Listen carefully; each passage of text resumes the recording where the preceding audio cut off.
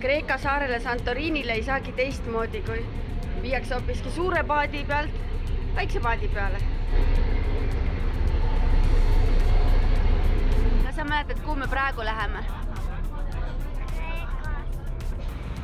Üks väike laev läheb ka just suure laeva juurest ära. Nii, kohal Santorini. Miks päike ei paista? Näed, siin oleme meie. Kalad või?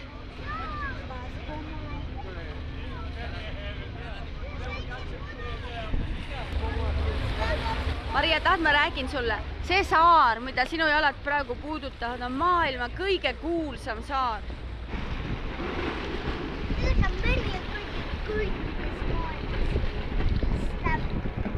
Eestis, Irvaatias, igal pool,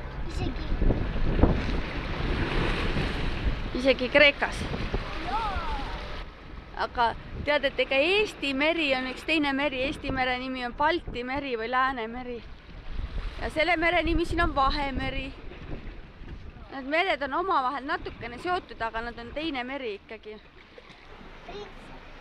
Kas see on ka selle sama sinu muinasjutu osa? Ei, printsesside koht. Sain Mariale augu pähe rääkida, hakkasime mäest üles ronima. Ja lähme vaatame.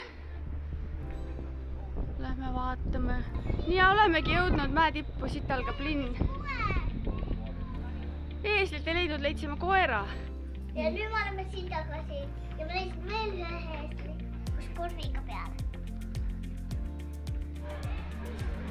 Juba olemegi jõudnud ringiga tagasi Veneetsiasse.